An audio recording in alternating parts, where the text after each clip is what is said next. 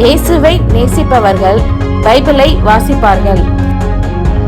இந்த சேனலை பின்பற்றினால் ஓராண்டில் வேதாகமத்தை வாசித்து முடித்து விடலாம். ஃபாலோ பண்ணுங்க, சப்ஸ்கிரைப் பண்ணுங்க. சாமுவேலின் முதலாம் புஸ்தகம், முதலாம் அதிகாரம். எப்பிராயிம் மலை தேசத்தில் இருக்கிற சோப்பீம் எனப்பட்ட ராமதாயி மூரானாகிய ஒரு மனுஷன் இருந்தான். அவனுக்கு எல்கானா என்று பேர்.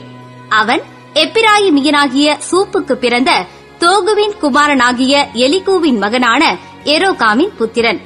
அவனுக்கு 2 மனைவிகள் இருந்தார்கள். ஒருத்தி பேர் அன்னாள், மற்றவள் பேர் பெனின்னாள். பெனின்னாளுக்கு பிள்ளைகள் இருந்தார்கள், அன்னாளுக்கோ பிள்ளை இல்லை. அந்த மனுஷன் சீலோவிலே சேனைகளின் கர்த்தரை பணிந்து கொள்ளவும் அவருக்கு பலியிடவும் வருஷந்தோறும் தன் ஊரிலிருந்து போய் வருவான். அங்கே கர்த்தரின் ஆசாரியரான கேலியின் 2 குமாரராகிய ஓப்னியும் பினகாசும் இருந்தார்கள்.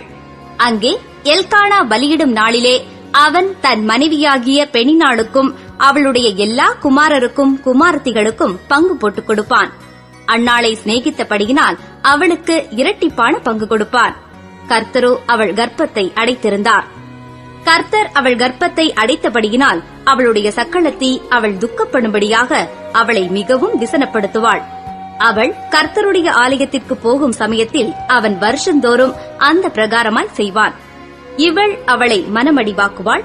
அப்பொழுது அவள் சாப்பிடாமல் அழுது கொண்டிருப்பாள். அவள் புருஷனாகிய எல்கானா அவளை பார்த்து, அன்னாளே, ஏன் அழுகிறாய்? ஏன் சாப்பிடாதிருக்கிறாய்? ஏன் சஞ்சலப்படுகிறாய்? 10 குமாரரை பார்க்கிலும் நான் உனக்கு அதிகமல்லவா என்றான். சீலோவிலே அவர்கள் புசித்து குடித்த பின்பு அன்னாள் எழுந்திருந்தாள். ஆசாரியனாகிய ஏலி கர்த்தருடைய ஆலயத்தின் வாசல் நிலையண்டையிலே ஒரு ஆசனத்தின் மேல் உட்கார்ந்திருந்தான். அவள் போய் மனங்கசந்து மிகவும் அழுது கர்த்தரை நோக்கி விண்ணப்பம் பண்ணி, சேனைகளின் கர்த்தாவே, தேவரீர் உம்முடைய அடியாளின் சிறுமையை கண்ணோக்கி பார்த்து உம்முடைய அடியாளை மறவாமல் நினைந்தருளி உமது அடியாளுக்கு ஒரு ஆண் பிள்ளையை கொடுத்தால் அவன் உயிரோடு இருக்கும் சகல நாளும் நான் அவனை கர்த்தருக்கு ஒப்புக் கொடுப்பேன். அவன் தலையின் மேல் சவரகன் கத்தி படுவதில்லை என்று ஒரு பொருத்தனை பண்ணினாள். அவள் கர்த்தருடைய சந்நிதியில் வெகுநேரம் விண்ணப்பம் பண்ணுகிற போது ஏலி அவள் வாயை கவனித்துக் கொண்டிருந்தான். அன்னாள் தன் இருதயத்திலே பேசினாள். அவளுடைய உதடுகள் மாத்திரம் அசைந்தது, அவள் சத்தமோ கேட்கப்படவில்லை. ஆகையால் அவள் வெறுத்திருக்கிறாள் என்று ஏலி நினைத்து அவளை நோக்கி, நீ எதுவரைக்கும் வெறுத்திருப்பாய்? உன் குடியை உன்னை விட்டு விலக்கு என்றான். அதற்கு அன்னாள் பிரதியுத்தரமாக, அப்படியல்ல என் ஆண்டவனே, நான் மனக்கிலேசமுள்ள ஸ்திரீ. நான் திராட்சை ரசமாகிலும் மதுவாகிலும் குடிக்கவில்லை. நான் கர்த்தருடைய சந்நிதியில் என் இருதயத்தை ஊற்றிவிட்டேன். உம்முடைய அடியாளை பேலியாளின் மகளாக எண்ணாதேயும். மிகுதியான விசாரத்தினாலும் கிலேசத்தினாலும் இந்நேரம் மட்டும் விண்ணப்பம் பண்ணினேன் என்றாள். அதற்கு ஏலி, சமாதானத்துடனே போ. நீ இஸ்ரவேலின் தேவனிடத்தில் கேட்ட உன் விண்ணப்பத்தின்படி அவர் உனக்கு கட்டளையிடுவாராக என்றான். அப்பொழுது அவள், உம்முடைய அடியாளுக்கு உம்முடைய கண்களிலே தயை கிடைக்க கடவது என்றாள். பின்பு அந்த ஸ்திரீ புறப்பட்டு போய் போஜனம் செய்தாள். அப்புறம் அவள் துக்கமுகமாயிருக்கவில்லை. அவர்கள் அதிகாலையில் எழுந்து கர்த்தரை பணிந்து கொண்டு ராமாவில் இருக்கிற தங்கள் வீட்டுக்கு திரும்பி போனார்கள். எல்கானா தன் மனைவியாகிய அன்னாளை அறிந்தான். கர்த்தர் அவளை நினைந்தருளினார். சில நாள் சென்ற பின்பு அன்னாள் கர்ப்பவதியாகி ஒரு குமாரனை பெற்று கர்த்தரிடத்தில் அவனை கேட்டேன் என்று சொல்லி அவனுக்கு சாமுவேல் என்று பெயரிட்டாள். எல்கானா என்பவன் கர்த்தருக்கு வருஷாந்தரம் செலுத்தும் பலியையும் தன் பொருத்தனையையும் செலுத்தும்படியாக தன் வீட்டார் அனைவரோடும் கூட போனான். அன்னாள் கூட போகவில்லை. அவள் பிள்ளை பால் மறந்த பின்பு அவன் கர்த்தரின் சந்நிதியிலே காணப்படவும் அங்கே எப்பொழுதும் இருக்கவும் நான் அவனை கொண்டு போய் விடுவேன் என்று தன் புருஷனிடத்தில் சொன்னாள். அப்பொழுது அவள் புருஷனாகிய எல்கானா அவளை நோக்கி, நீ உன் இஷ்டப்படி செய்து அவனை பால் மறக்க பண்ணு மட்டும் இரு. கர்த்தர் தம்முடைய வார்த்தையை மாத்திரம் நிறைவேற்றுவாராக என்றான். அப்படியே அந்த ஸ்திரீ தன் பிள்ளையை பால் மறக்க பண்ணு மட்டும் அதற்கு முலை கொடுத்தாள். அவள் அவனை பால் மறக்க பண்ணின பின்பு 3 காளைகளையும் 1 மரக்கால் மாவையும் 1 துருத்தி திராட்சை ரசத்தையும் எடுத்துக்கொண்டு அவனையும் கூட்டிக் கொண்டு சீனோவில் இருக்கிற கர்த்தருடைய ஆலயத்துக்கு போனாள். பிள்ளை இன்னும் குழந்தையாயிருந்தது. அவர்கள் ஒரு காளையை பலியிட்டு பிள்ளையை ஏலியினிடத்தில் கொண்டு வந்து விட்டார்கள். அப்பொழுது அவள், என் ஆண்டவனே, இங்கே உம் மண்டையிலே நின்று கர்த்தரை நோக்கி விண்ணப்பம் பண்ணின ஸ்திரீ நான் தான் என்று என் ஆண்டவனாகிய உம்முடைய ஜீவனை கொண்டு சொல்லுகிறேன். இந்த பிள்ளைக்காக விண்ணப்பம் பண்ணினேன். நான் கர்த்தரிடத்தில் கேட்ட என் விண்ணப்பத்தின்படி எனக்கு கட்டளையிட்டார். ஆகையால் அவன் கர்த்தருக்கென்று கேட்கப்பட்டபடியினால் அவன் உயிரோடு இருக்கும் சகல நாளும் அவனை கர்த்தருக்கே ஒப்புக் கொடுக்கிறேன் என்றாள். அவன் அங்கே கர்த்தரை பணிந்து கொண்டான். 1 சாமுவேல் 2ஆம் அதிகாரம். அப்பொழுது அன்னாள் ஜெபம் பண்ணி, என் இருதயம் கர்த்தருக்குள் களி கூறுகிறது, என் கொம்பு கர்த்தருக்குள் உயர்ந்திருக்கிறது, என் பகைஞரின் மேல் என் வாய் திறந்திருக்கிறது, உம்முடைய இரட்சிப்பினாலே சந்தோஷப்படுகிறேன். கர்த்தரைப் போல பரிசுத்தமுள்ளவர் இல்லை, உம்மையல்லாமல் வேறொருவரும் இல்லை, எங்கள் தேவனைப் போல ஒரு கன்மலையும் இல்லை. இனி மேட்டிமையான பேச்சை பேசாதிருங்கள், அகந்தையான பேச்சு உங்கள் வாயிலிருந்து புறப்பட வேண்டாம். கர்த்தர் ஞானமுள்ள தேவன், அவர் செய்கைகள் யதார்த்தமல்லவோ? பலவான்களின் வில் முறிந்தது, தள்ளாடினவர்களோ பலத்தினால் இடை கட்டப்பட்டார்கள். திருப்தியாயிருந்தவர்கள் அப்பத்துக்காக கூலி வேலை செய்கிறார்கள், பசியாயிருந்தவர்களோ இனி பசியாகிறார்கள். மலடியாயிருந்தவள் 7 பெற்றாள், அநேக பிள்ளைகளை பெற்றவளோ பலட்சியப்பட்டாள். கர்த்தர் கொல்லுகிறவரும் உயிர்ப்பிக்கிறவருமாயிருக்கிறார். அவரே பாதாளத்தில் இறங்கவும் அதிலிருந்து ஏறவும் பண்ணுகிறவர். கர்த்தர் தரித்திரம் அடையச் செய்கிறவரும் ஐஸ்வர்யம் அடைய பண்ணுகிறவருமாயிருக்கிறார். அவர் தாழ்த்துகிறவரும் உயர்த்துகிறவருமானவர். அவர் சிறியவனை புழுதியிலிருந்து எடுத்து எளியவனை குப்பையிலிருந்து உயர்த்துகிறார். அவர்களை பிரபுக்களோடே உட்காரவும் மகிமையுள்ள சிங்காசனத்தை சுதந்தரிக்கவும் பண்ணுகிறார். பூமியின் அஸ்திபாரங்கள் கர்த்தருடையவைகள், அவரே அவைகளின் மேல் பூச்சக்கரத்தை வைத்தார். அவர் தமது பரிசுத்தவான்களின் பாதங்களை காப்பார். துன்மார்க்கர் இருளிலே மௌனமாவார்கள், பெலத்தினால் ஒருவனும் மேற்கொள்வதில்லை. கர்த்தரோடே வழக்காடுகிறவர்கள் நொறுக்கப்படுவார்கள், வானத்திலிருந்து அவர்கள் மேல் முழங்குவார். கர்த்தர் பூமியின் கடையாந்தரங்களை நியாயம் தீர்த்து தாம் ஏற்படுத்தின ராஜாவுக்கு பலனளித்து தாம் அபிஷேகம் பண்ணினவரின் கொம்பை உயர பண்ணுவார் என்று துதித்தாள். பின்பு எல்கானா ராமாவில் இருக்கிற தன் வீட்டுக்கு போனான். அந்த பிள்ளையோ ஆசாரியனாகிய ஏலிக்கு முன்பாக கர்த்தருக்கு பணிவிடை செய்து கொண்டிருந்தான். ஏலியின் குமாரர் பேலியாளின் மக்களாயிருந்தார்கள். அவர்கள் கர்த்தரை அறியவில்லை. அந்த ஆசாரியர்கள் ஜனங்களை நடப்பித்த விதம் என்னவென்றால், எவனாகிலும் ஒரு பலியை செலுத்துங்காலத்தில் இறைச்சி வேகும்போது ஆசாரியனுடைய வேலைக்காரன் 3 கூறுள்ள ஒரு ஆயுதத்தை தன் கையிலே பிடித்து வந்து அதனாலே குப்பரையிலாவது பானையிலாவது சர்வத்திலாவது சட்டியிலாவது குத்துவான். அந்த ஆயுதத்தில் வருகிறதையெல்லாம் ஆசாரியன் எடுத்துக் கொள்ளுவான். அப்படி அங்கே சீலோவிலே வருகிற இஸ்ரவேலருக்கெல்லாம் செய்தார்கள்.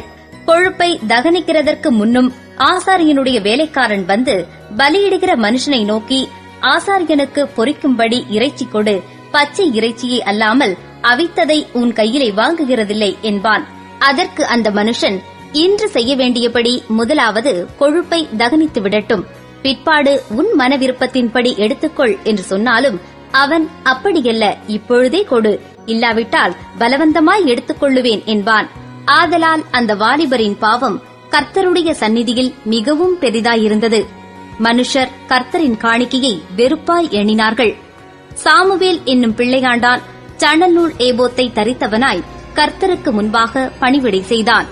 அவனுடைய தாய் வருஷந்தோறும் செலுத்தும் பலியை செலுத்துகிறதற்காக தன் புருஷனோடே கூட வருகிற போதெல்லாம் அவனுக்கு ஒரு சின்ன சட்டையை தைத்துக் கொண்டு வருவாள்.